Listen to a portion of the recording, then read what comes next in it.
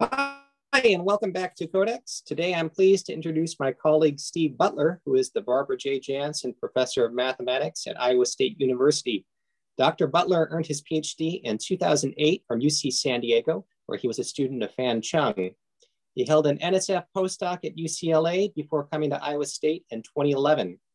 Dr. Butler's research focuses on spectral graph theory, enumerative combinatorics, and discrete geometry. In addition, he is well known for his commitment to training a new generation of scientists, and he's advised more than a dozen undergraduate research projects in the last 9 years. Finally, he's just a really nice and funny guy who happens to have a COVID mask with a picture of his face on it. We are happy to have him here today for a more serious matter, and he will tell us about his research on Hadamard matrices that arise from small graphs. Please take it away, Steve. So we're going to be talking. Thank you for having me here. It's great to be here. So this is a big group project. You can see the co-authors listed here, and we'll talk about how this group came to be. And so we're going to be talking about Hadamard diagonalizable graphs. And what are they? Well, spoiler alert, they have something to do with Hadamard matrices. So where did this begin? This started as a research problem at a workshop called GRWC, Graduate Research Workshop in Combinatorics. This is an annual conference that runs for about 2 weeks during the summer, and we get lots of graduate students together, and we do problems. So as part of the application to participate in the workshop, you have to submit a problem. And so in 2019, we had Xiaohong Zhang, and she submitted a problem, and it had the following in it. Characterize Hadamard diagonalizable graphs of order 16, 20, and 24. And well, okay, what was known? Well, prior to this, it was only known up to order 12. And for the special construction, the Sylvester construction. And so this was a big sort of jump forward. Like, you know, every time you go up by 4 among graphs, there's a lot of graphs and grows quite large. So that was the goal. That was the problem. And we did really well. We got way past 24, all the way up to, I'll tell you in a second. Okay, so quick review. What are Hadamard matrices? So Hadamard matrix, it's a matrix with entries plus minus 1, satisfying that when you multiply the matrix by its transpose, you get a multiple of the identity. So here's a 4 by 4 example. And well, what can you do? Now, one thing you can do is known as the Sylvester construction. It's very simple. And it says, hey, if you have a Hadamard matrix, you can always double its size. And, well, we can start with a 1 by 1 matrix, just 1. All right, that's Hadamard, satisfies the definition. And once you have one, you can populate H, H, H, minus H. And there you go. That'll be another one, easy to check. And so, well, that gives us powers of 2. Now, Hadamard actually came in. He found constructions, orders 12 and 20. Paley also found some using finite fields. And of course, there have been lots of constructions over the years, and a lot is known. Of course, a lot is not known. For example, we don't know yet. What about 668? Is there a Hadamard matrix? Maybe, maybe. And the conjecture says, look, these matrices exist for any order multiple of 4. And once you get past 2, by the way, you have to be a multiple of 4. That's not too hard to show. And well, it's believed to be true. And well, more to be done. We're not going to touch this conjecture, but all right, great. So that's Hadamard matrices. What are Hadamard diagonalizable graphs? Well, we say a graph is Hadamard diagonalizable if we have a full set plus minus 1 eigenvectors. And so one thing you can think of is that says, all right, so if we have a full set of plus minus 1 eigenvectors, then we can take those eigenvectors and we can make a matrix. And the matrix would be a Hadamard matrix because all the columns would have to be orthogonal. So another way to think about it is that there's this Hadamard matrix, we'll say H, so that H star LH is a diagonal matrix, where L is the Laplacian matrix of the graph. Now, in case you're wondering, what is the Laplacian matrix? So the Laplacian matrix is defined in the following way. On the diagonal entries are the degrees. And then the off-diagonal entries are going to be -1 wherever there's an edge and 0 where there is an edge. Oh, sorry, -1 edge, 0, no edge. It's close to the adjacency matrix. The difference is you negate the off-diagonal entries and you put the degrees on the diagonal. Now, you could have done this with the adjacency matrix. It just happens to Laplacian. There's some really nice facts that come out. So what can we say? What's known? Well, one thing that's known is that these graphs, when they exist, they have to be a regular graph. And if we look at the eigenvalues that come out of the Laplacian, they can't just be arbitrary numbers. They're not some weird numbers. They're actually even. And because the Laplacian always has non-negative eigenvalues, so they have to be things like 0, 2, 4, 6, and so forth and so on. We also have some characterization. For example, the construction, Sylvester construction. We know exactly which graphs are Hadamard diagonalizable for that particular matrix. Namely, you look at the Cayley graphs for the abelian group Z2 to the D. And that's it. Those are the only graphs which are Hadamard diagonalizable for that construction. Well, of course, there's a lot more constructions out there, and so more to be said. Now, in another direction, it's not too hard to show the following. The following 4 graphs, the complete graph, so that's Kn, where you have all possible edges. The empty graph, that's what we're calling NK1. So that's just all isolated vertices.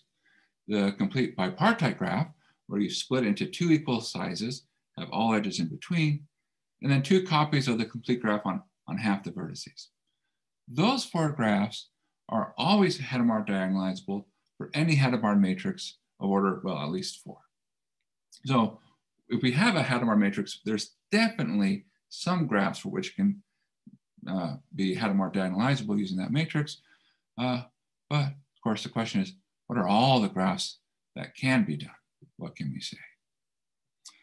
Well, if we're trying to figure that out, trying to answer the question, well, which graphs can be Hadamard diagonalizable? Well, there's a hopeless approach which says, look, go through all the graphs. Then we can just go through the regular graphs and then, all right, find those with the even eigenvalues. Well, all right. And then go through and determine case by case if it's Hadamard diagonalizable. Hopeless, hopeless. I mean, what's the problem? Well, even if we were patient enough to go through all the graphs, which no, we're not, and even if we had just the ones which had nice even eigenvalues, it's still tricky to say, okay, what's the right way to think of finding the eigenvectors? Is you can find a basis for an eigenspace and says, oh, it doesn't look like it's ±1. Well, maybe there's a better basis than it is. So forget it, hopeless, hopeless. Well, there's a mildly hopeful approach. What's that? Well, we have the Hadamard matrices, so we have the eigenvectors. And we have this nice lemma that says, hey, all the eigenvalues, we kind of know what they look like. They have to be even numbers, and they can't be too large. So there's sort of a finite number of eigenvalues possible for every eigenvector. And now we can just run through all combinations.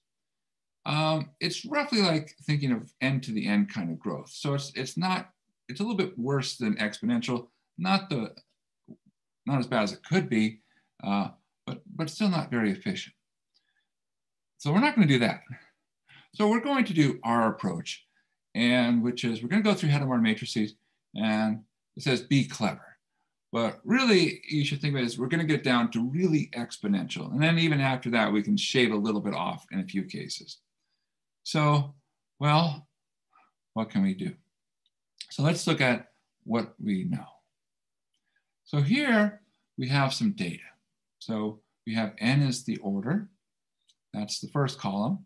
The second column, matrices. Well, that's how many Hadamard matrices are there for that order. Now you'll notice it starts pretty small, 4, 8, 12, all right, 1, 1, 1. And all of a sudden starts growing. And then 32, wow, 13 million, wow. Combinatorial explosion. Okay. Now, the third column, Hadamard diagonalizable graphs. Now this is only using the results we've stated so far. So these are the basic results that we know. Things, for example, every Hadamard matrix has at least 4 graphs that it can do. So that's why there's always at least 4. And then for 16 and 32, you see, oh, there's some numbers there that are bigger than 4. And those are saying, hey, we have the Sylvester construction. We know the result. So what happens there? So that's sort of what was known before. And now, using computation, some good ideas, this is the result. Here's what we know. And these are not greater than or equal, these are exactly. So for instance, for 16, if we go back, we said, look, it was at least 46. Well, you can actually get just a little bit more. It turns out there's actually 50.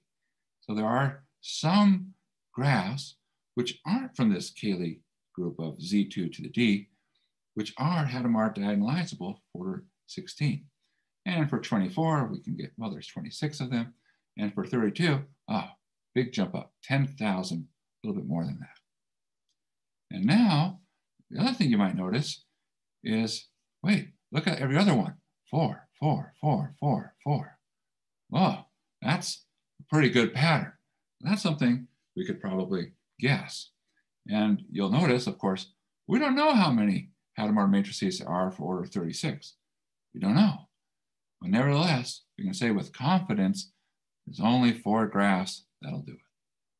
All right, so the talk is going to be saying, okay, how do we actually get these numbers?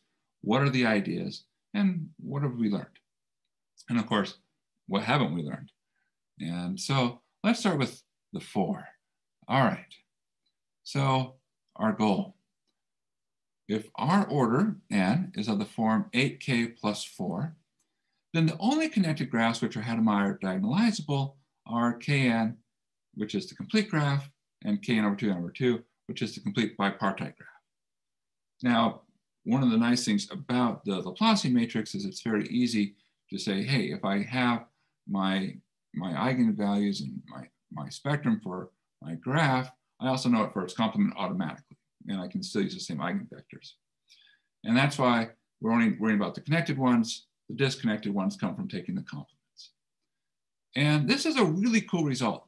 And there is in the literature, they went through and they did this for the case n equals 12, and it took about 4 or 5 pages, lots of case analysis to get it done. We're going to do it more or less in one slide.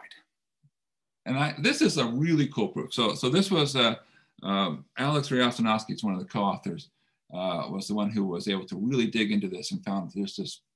I think it's like a book proof of this result. Most beautiful proof I think that you can have. So here's what we're going to do. We're going to start here. So let's suppose our graph is not kn or kn over 2 n over 2. And it was Hadamard diagonalizable. Okay, proof by contradiction. Now the first thing to say is that if that is the case, then somewhere in our graph, somewhere, there exist 4 vertices, u, v, w, and x, with the property that u connects to v connects to w connects to x, but u and x are not connected. So another way to think about it is that you have a P4 with the path on 4 vertices, which is not part of a C4. Now, we're making no claim about v and x. They could be connected or not connected. We're making no claim about u or w. They could be connected or not connected. All right, so that's the first thing. Now, how do you do that? Well, you look at your graph and you say, well, suppose I have a big cycle, so that's the girth, is how large is your larger cycle. If I have a big cycle, all right, I can just take a part of the cycle. So girth 5 or really girth 5 or above, easy. Well, what if my biggest cycle is girth 4? Okay, that means that a 4 cycle, that's the biggest cycle I can have. All right, well, we know a 4 cycle acts like a complete bipartite graph. It's really like K2, 2. And so we say, okay, look, find a maximal subgraph that's a complete bipartite graph. There has to be such a thing. And now just say, look, can I have any edge on one of the two sides? And the answer is no, because you run into problems. All right, have I gotten everything? And the answer is no, because if you have even one more vertex, well, then you have to have the structure that's indicated.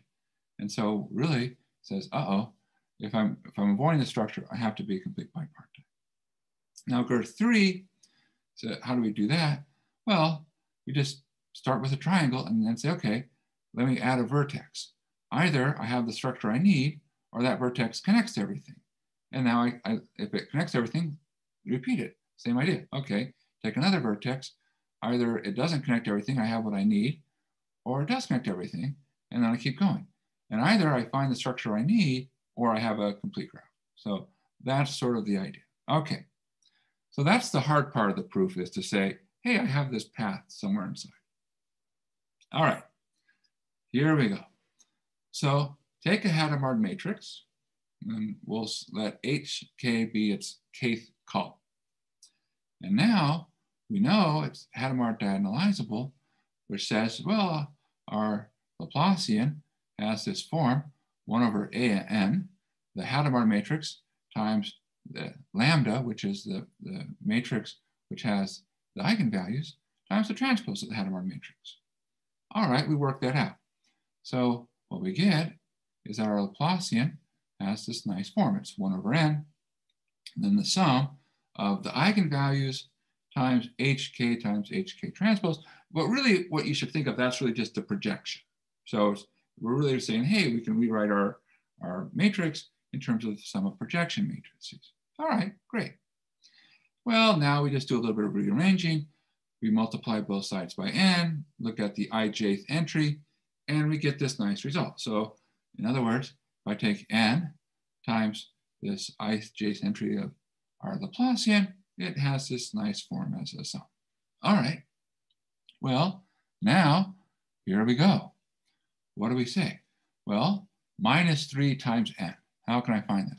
Well, we're going to take n, and then we're going to look at the 4 entries in our matrix. So the Laplacian uv, vw, wx, and ux. Now, remember we mentioned that when you look at the Laplacian, the off-diagonal entries are -1 when there's an edge, and 0, no edge. And if you look at those 4, you can see our assumption says, hey, there's 3 edges, so those contribute -1, and there's 1 non-edge which contributes 0. So that's how we get that first line. Now the second line is just saying, hey, we know how to compute these entries, and so we do the computation. And then, wow, factors. Okay, great. Now, the claim is there's trouble. Well, what happens? If we look in our last line, we really have 3 terms. Now, the first term is one of our eigenvalues. That has to be even because we're working with the Hadamard diagonalizable graph, and all eigenvalues of Hadamard diagonalizable graphs are even. The next terms say, hey, look at sort of a sum of 2 entries coming from our eigenvectors, these plus minus 1 vectors. Well, either they're both +1, which gives us 2, they're both -1, which gives us -2, or they're different sign, which gives us 0, which means that the next 2 boxes are either +2, 0, or -2. Importantly, they're even. So now when we look at the sum, we have 3 even things multiplying together, which means 8 has to divide each term on the right-hand side. Well, that means that 8 has to divide the left-hand side. Well, 8 definitely doesn't divide into 3, which means 8 has to divide into n. But n is not divisible by 8. That's our assumption. N is the form ak plus 4. So contradiction, and we're done. Good. That's the proof. Love that proof. Love that proof. And of course, every math talk should have 1 proof and 1 joke. They should not be the same. That's the rule of thumb. All right. Good. Good. So now let's get into computation. So we're going to switch gears. So the first thing is we say, look, we can assume that our Hadamard matrix is what we call normalized. And by that, we say we're going to make the first row and the first column all ones. All right, great. So now that we have that, what do? Well, we can say our Laplacian matrix, as we've already mentioned, has this nice form. And sort of the key observation is to say, you know, when we look on any entry in our Laplacian, ultimately it's determined by our eigenvalues. All right, that's not so surprising. And not only is it determined by our eigenvalues, we can say the following. In fact, there's a very easy computation that says if you take 1 over n times this sort of submatrix. So if you look at the way we talked about H, there's this submatrix with H hat. And if you multiply that by lambda 2 through lambda n, those are the first entries, off diagonal entries in the first row. Now you might say, what happened to lambda 1?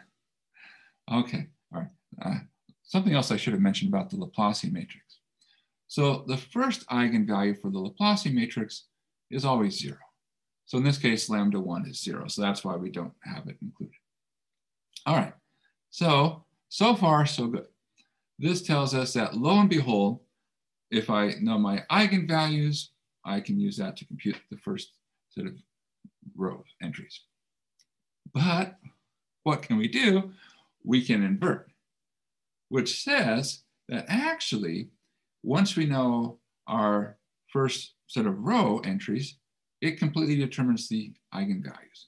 And the reason we convert is that it turns out that this matrix H hat is very, very easy to take the inverse of. All right, well, how does that help us? Well, here's how we get down to exponential. See, previously we're thinking, well, I could explore all the possible eigenvalues, but each one has roughly order n choices. And so it's, you know, roughly n to the n. But now, when I look at the first row of the Laplacian, well, it can only be one of two things, 0 or -1. That's it. And so when I look at those entries, L12 up through L1n, each one has 2 possibilities. So that gives us only 2 to the power n minus 1. So now we've really reduced our search space very dramatically. But we can say even more. Look, all eigenvalues have to be even integers.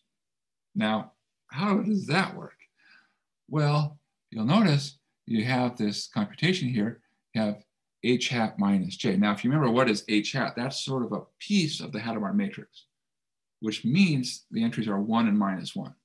And what is J? Well, okay, so I probably should have mentioned this before. J is the all ones matrix.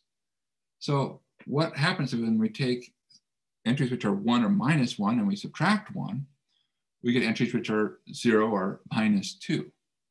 And so now we say, okay, here we have this matrix with all entries 0, -2, and multiply it by a column where all the entries are 0 or -1. And so when you multiply those together, well, the only thing you can get out are non-negative even integers. So that's how we know that all the eigenvalues have to be non-negative even integers. So there we go. Now, I did say you could improve on this a little bit. And here's where the clever part comes in. So what happens? Well, what really is happening is the following. We know we're guaranteed that the first row is going to be fine because we're really saying, hey, we're picking things so that the first row of what should be the Laplacian is 0 or -1. Now, what ultimately is happening is saying, hey, you know, that first row actually determines the whole structure of the matrix. So I now have all the rest of the matrix being determined by that first row. And sometimes it's determined in a very simple way, but oftentimes it says, well, it's some combination thereof. And so what we can do is we can say, okay, well, which combinations work out to make sure all the other entries, you know, below that first row are really of the right form, ±1. So what you should think of here is you'll see in this particular case, this is one of the sort of intermediate steps in the computation for a Hadamard matrix of order 16. And so what you're seeing here is saying, well, how do other entries depend on the first row? So if you look on the very first row here, you'll see 0, 0, 0, 0, a half, half, 0, 0, 0, half, minus a half. Well, that just says, okay, depending upon where you see the half minus a half, you do the right combinations thereof.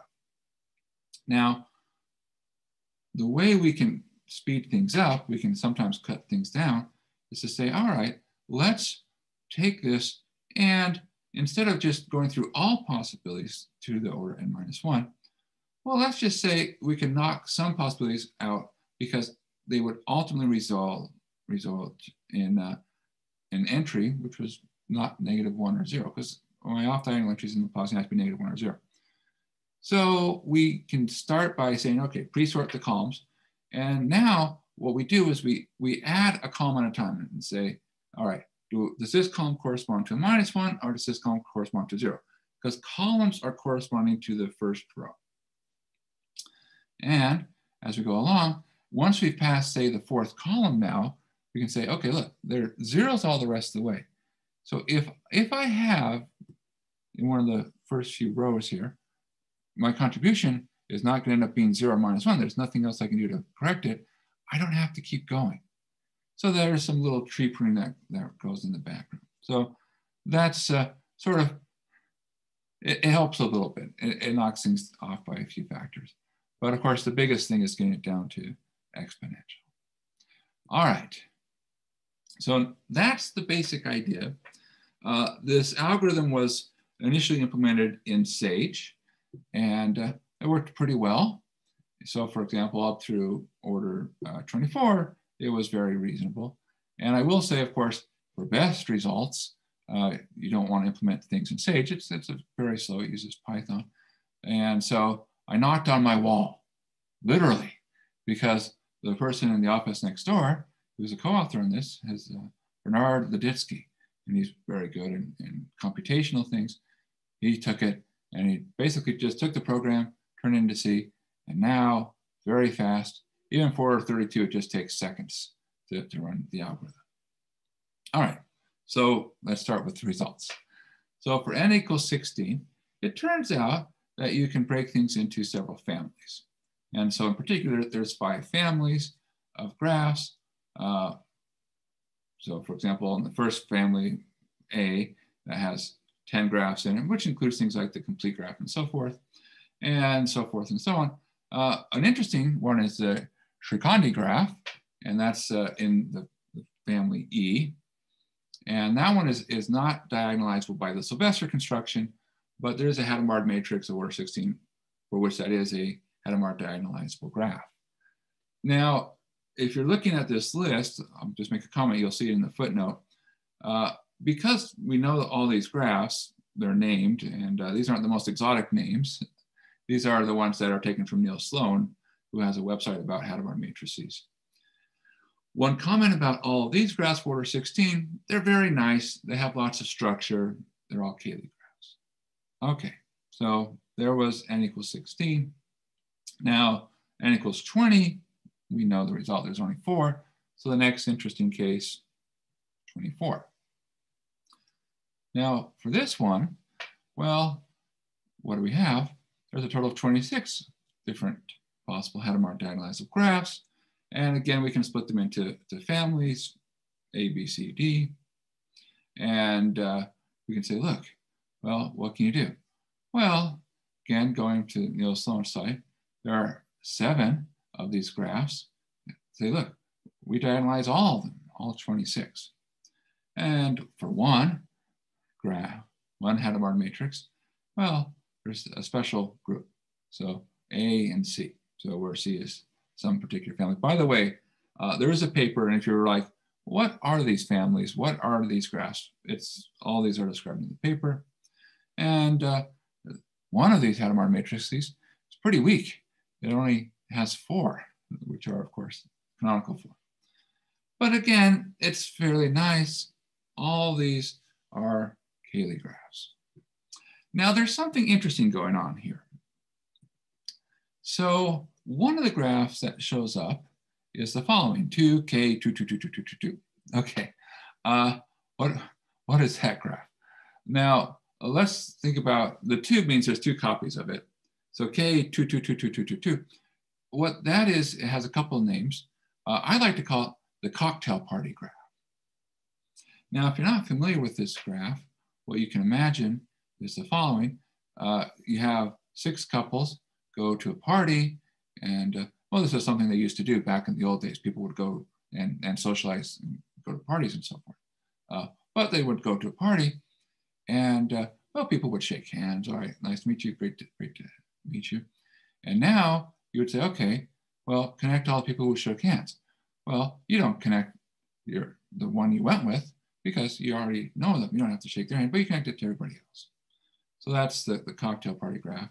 If you want to make it sound more mathy, so you're trying to impress someone when you're applying for a grant, you say, okay, well, take the complete graph and subtract a matching. That's what it is.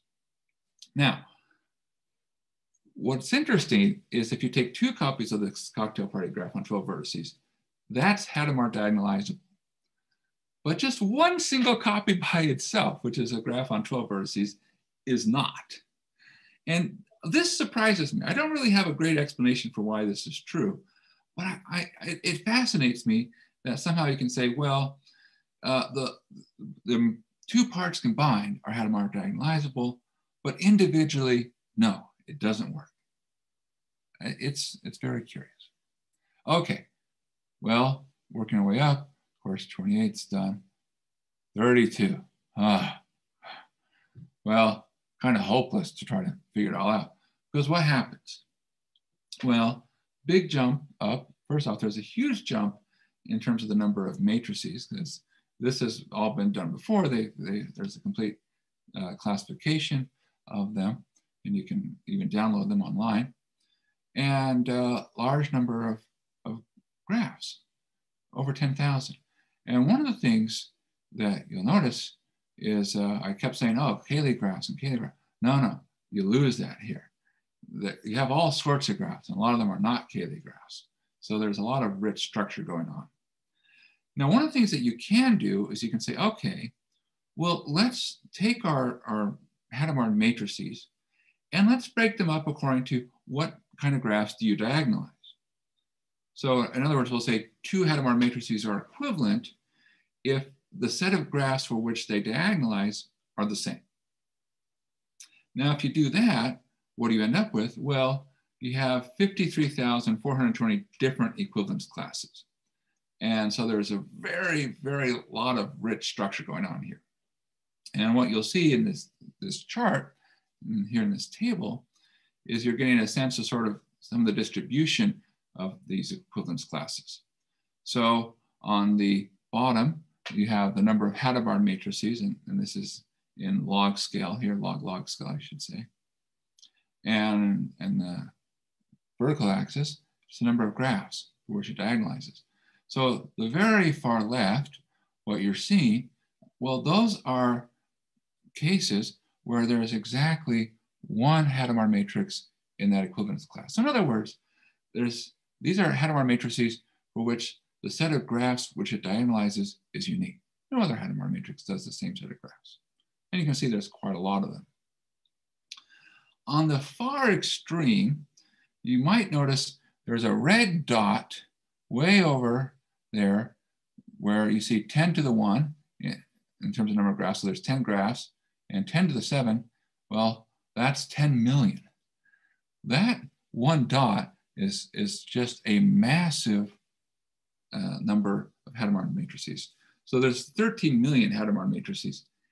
10 million of them are in the situation where they diagonalize exactly 10 graphs. So that's something like 75% of them are in that one particular equivalence class. And then there's all sorts of other things that we can say. And well, we're going to say some of them. Okay, so here are some comments. And I'll add all the code that we use to generate this, all the output. It's all publicly available. So if you were saying, I want to get my hands dirty. I want to see what these graphs are. I want to know, okay, which Hadamard matrices are associated with which graph. That's all out there publicly. So what can we say? Well, I already mentioned, there's this massive equivalence class with 10 million. All right, amazing, amazing. There also is an equivalence class, which has 29,000 matrices, which only have the minimum 4. Remember, 4 you can always get, but even though we have this large order 32, you think, oh, we should always be able to do better than 4, right? No, no. There's still some matrices where we only get 4. Also, again, this is pointing out to the far left column that, hey, there's a lot of equivalence classes with a single matrix. Okay, fairly large number. And it's almost half the equivalence classes in some sense. And another thing is that there are 966 of these graphs out of roughly 10,000. That's about a little less than 10%, for which there's a unique matrix which diagonalizes them. So in other words, there's some graphs which just sort of like barely fit in. There's just like one Hadamard matrix that does the job, and that's it. And so if you actually were to collect all of them, there's a total of 13 matrices involved, because oftentimes there's some matrices which are just really good at diagonalizing these sort of exotic graphs out there. And of course, we can look at data. Okay, so what's this? Well, one thing we can look at is the clique number. So in other words, what's the size of the largest clique in your graph?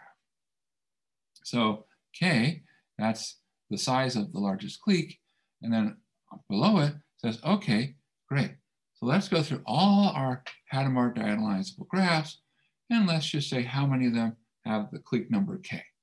So for instance, clique number 1, well, that says, look, everything has to be isolated vertices. That's the empty graph. On the other extreme, clique number 32, you have to be the complete graph. And now we have this data. Of course, you can gather all sorts of data. And one thing that catches the eye is this, oh, there's one graph which is Hadamard diagonalizable over 32, and clique number 9. All right, well, do we have it?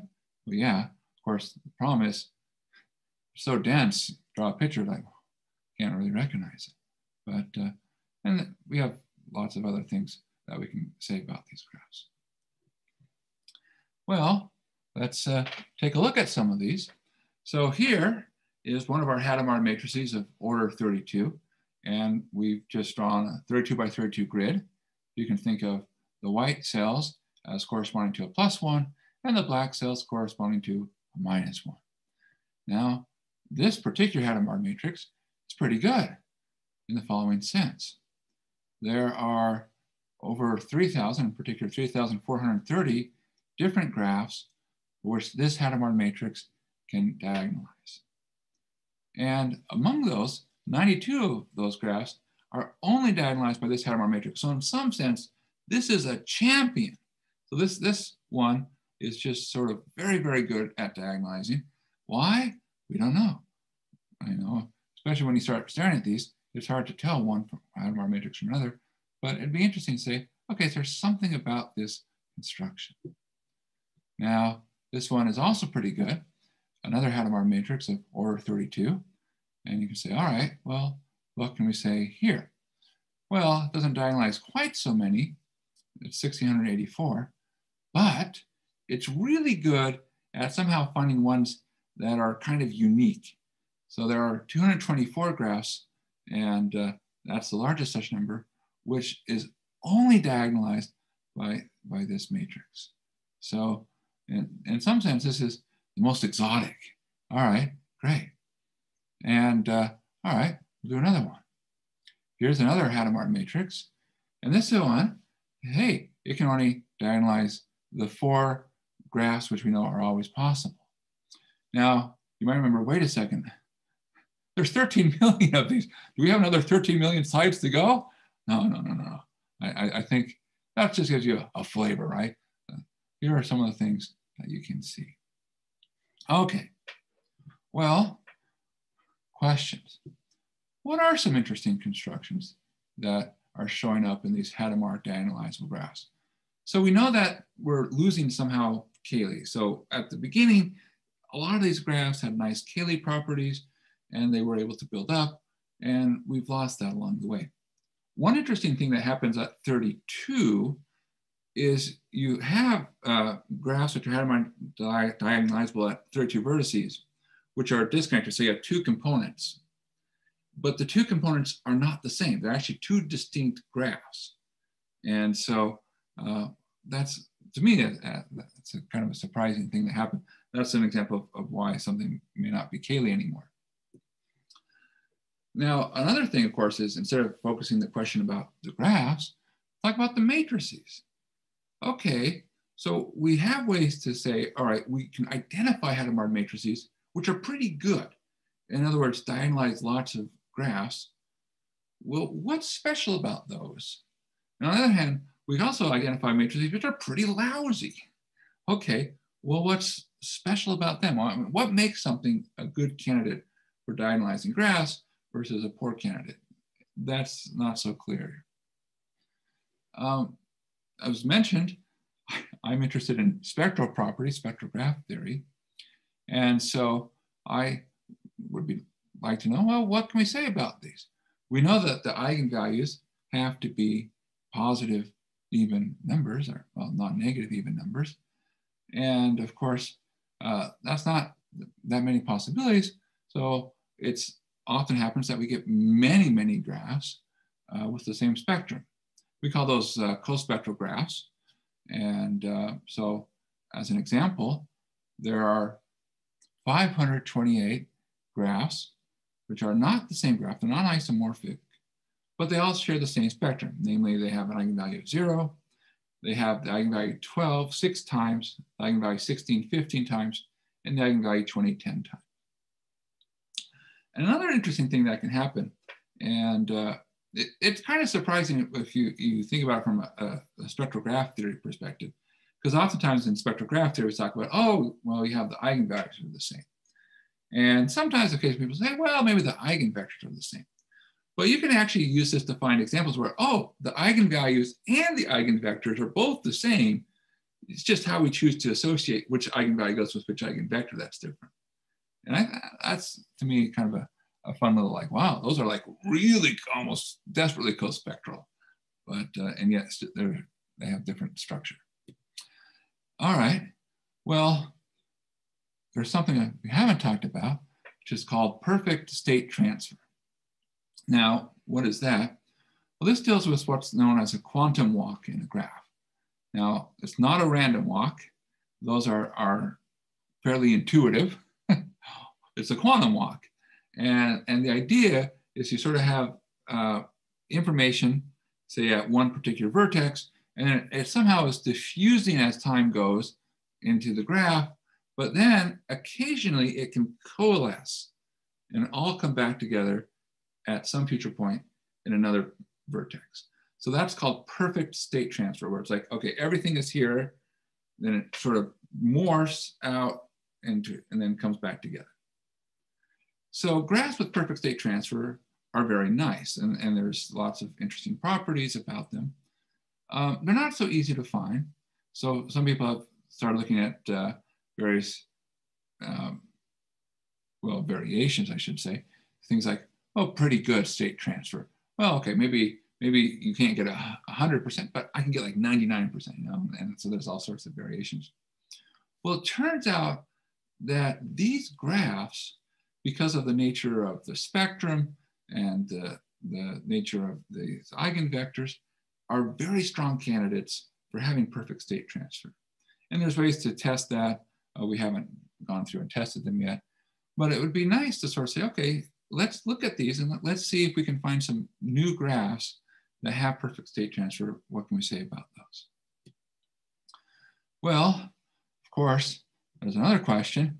Why did you stop at 36?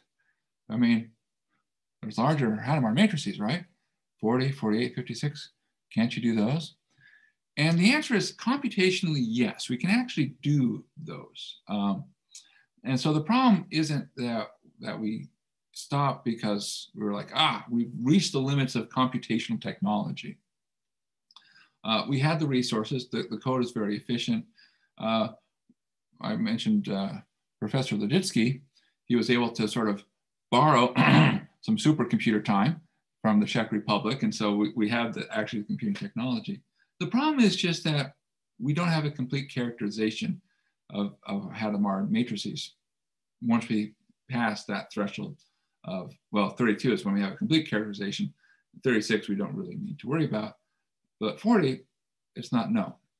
So we can run some data, we can make some guesses, but we really don't know. Now, I will say that there is a guess for 40, and namely, there's this conjecture that says, look, if you're of the form 16k plus 8, then there's at most 26. Now, that might, you say, hey, that's kind of like that first theorem, right? There's that 8k plus 4. And we said, hey, if you're 8k plus 4, you only have those 4. And so this is kind of like, okay, the next step, 16k plus 8. Well, why do we think that that might be true? Well, we know it's true for 24. And the other thing is we ran the data for all the Hadamard matrices that was on Neil Sloan's page, and we never got more than 26. So we always got 26, and they always had the same structural behavior. And so there's a chance that it might work. I know it's just sort of a hint, which is why, well, we call it a conjecture. And so, but I think there's some good possibilities for it. Now you might say, well, is there going to be something of the form 32k plus 16? No, hopeless, hopeless. Because there's this strange explosion that happens. And among the things that are happening is we lose our nice Cayley graph-like behavior. And so this is probably, if this is true, I think this is best result possible. I don't think there's going to be any more characterization. And so that's another problem. Well, lots of problems. You should always have problems, right? Something to work on. And with that, thank you. And I'm happy to answer any questions you have. Thanks, Steve. So there's a reaction button somewhere. I'm using a different thing, but I encourage you to find the reaction button and then react appropriately. I found mine, and I'm going to react with applause. Okay, so please, I'd like to open the floor to questions for Steve.